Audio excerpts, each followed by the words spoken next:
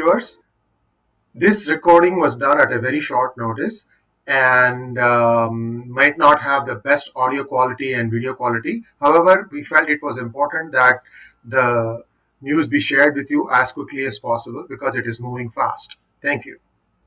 Hello and welcome to PGurus channel. Today I have a very special guest with me.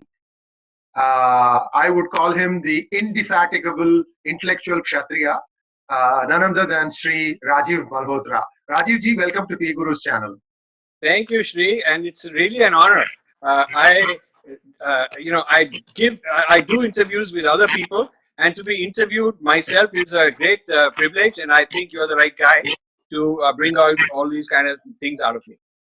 So, sir, the pleasure is mutual. We have been looking forward to doing this for a while, so I'm very glad that the stars lined up today. So, Rajiv ji, let's cut straight to the chase. Please let us know what you think about the current situation vis-a-vis the Kerala floods. About how a certain section of the media is trying to write something that doesn't seem very appropriate. What are your views on this, sir? So, first of all, the floods are a real tragedy. Yes. We all have to help.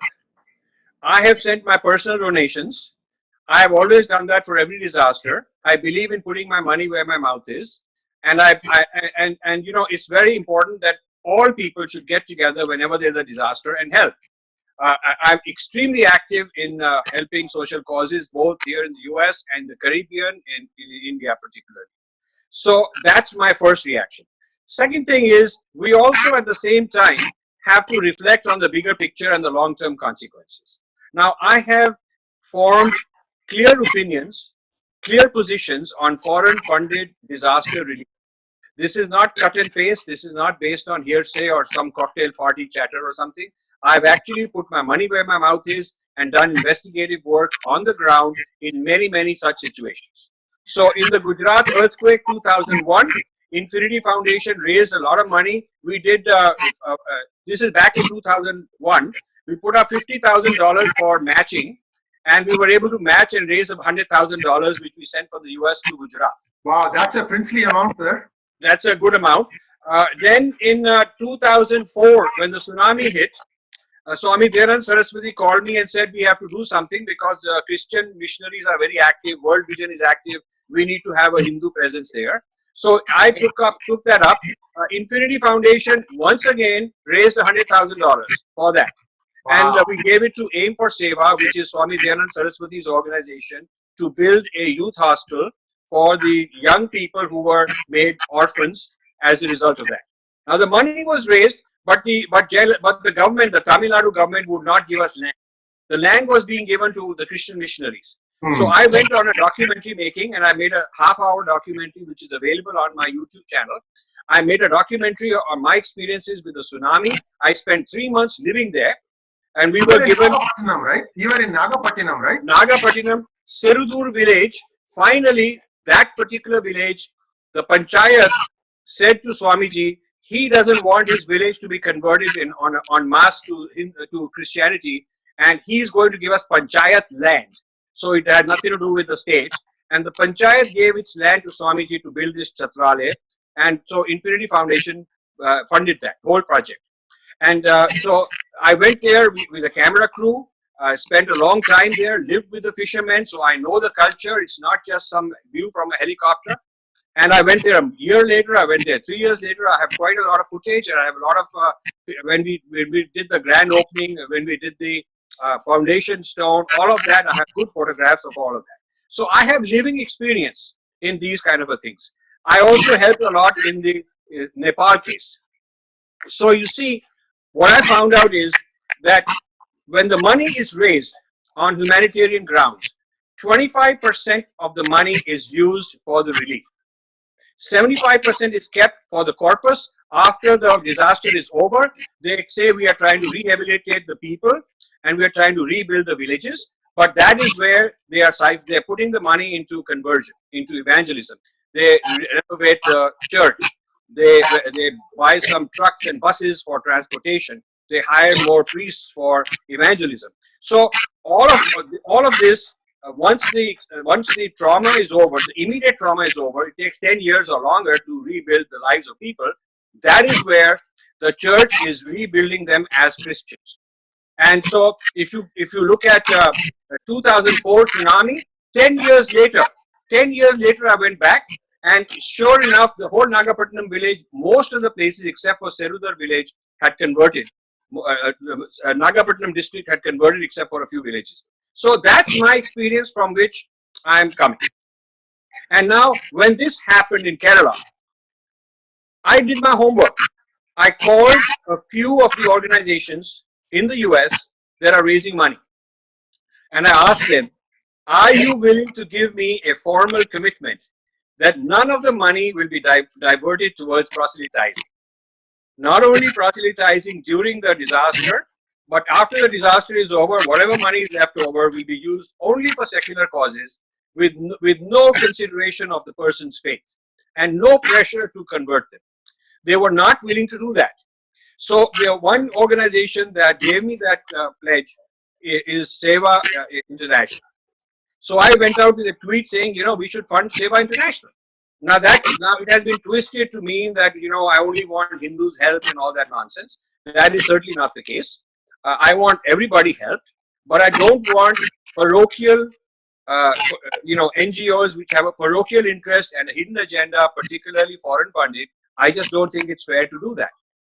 Rajivji, you have a much bigger challenge in Kerala because of the demographics. The Muslim population is close to 23 to 27%.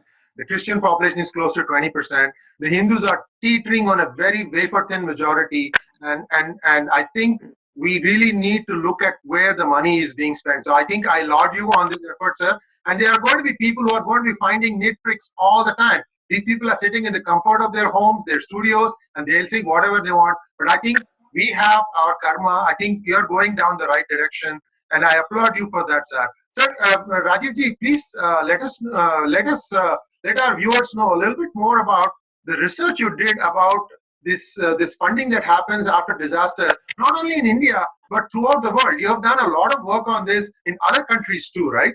Yes. So, for instance, if you look at China, China's policy, and we try to compare ourselves with China. So we should also compare in these areas. They hold their head high. I mean, they're not looking for foreign funding, but if foreign funding comes, they'll take it, but it has to be channeled through the Chinese government channels for distributing the money. World Vision cannot just set up its own camp and start doing whatever the heck they want without supervision. So Chinese are supervising how foreign money gets spent. Brazil is doing the same. Now, India's practice is more like Haiti, a little country like Haiti, poor country like Haiti, where, it's like helpless. We are helpless. The rich guys from the West will come. They'll do whatever they'll do. We have no choice. I mean, India is sort of like that. And the strange thing is that a lot of Indian media, in the name of being very liberal and helping and so on, are just not able to understand the strategies that other people are using. We should be able to do both.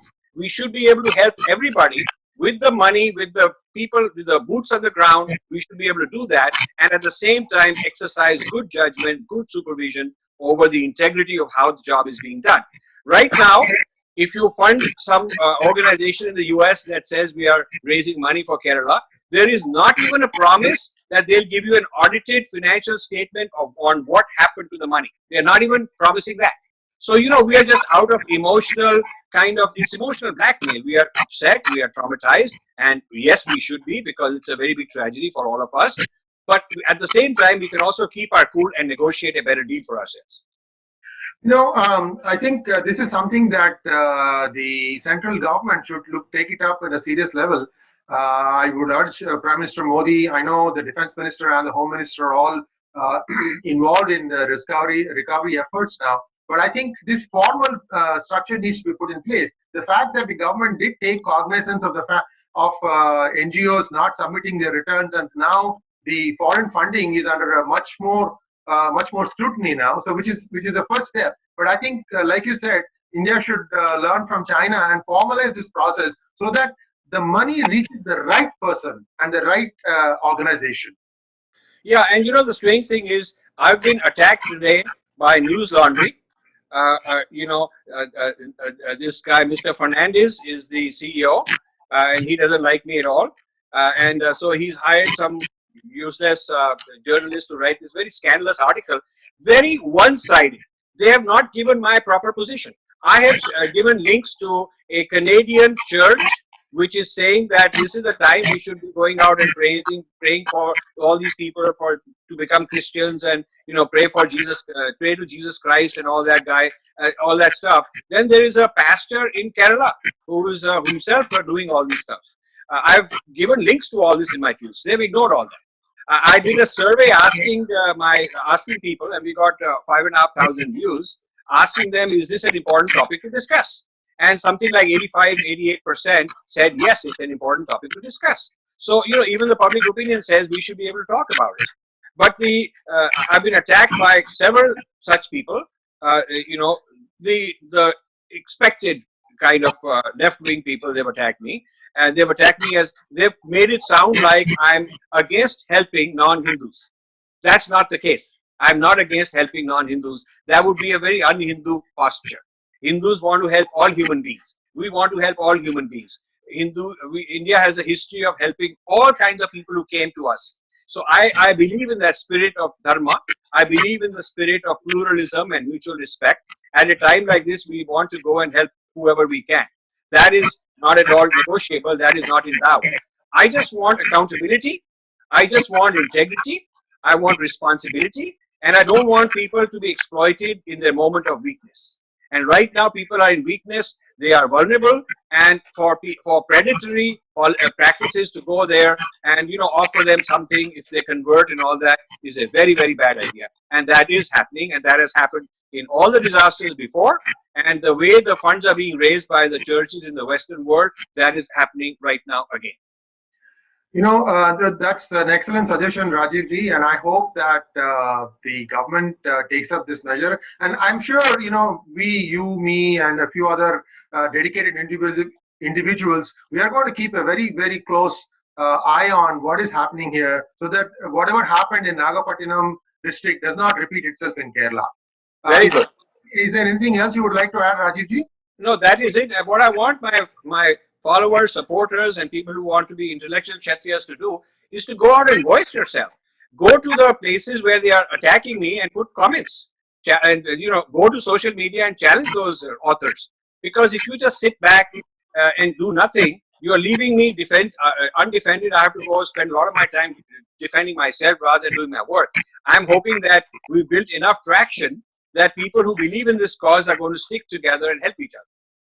Absolutely, Rajiv ji, and I agree with you 100%. Please do engage. And by the way, viewers, we are going to also have, in addition to this video, a follow-up article that is going to dissect the new News Laundry column. I'm just going through the final touches on that one also. So these two will give a very effective rejoinder to News Laundry and to everybody else who are trying to, find misery, trying to exploit the situation, which is very, very regrettable. There are people who are clinging for their lives. And I think the bigger cause is what should be looked at now. And quite honestly, as far as News Laundry is concerned, I'm disappointed with Madhu Trehan.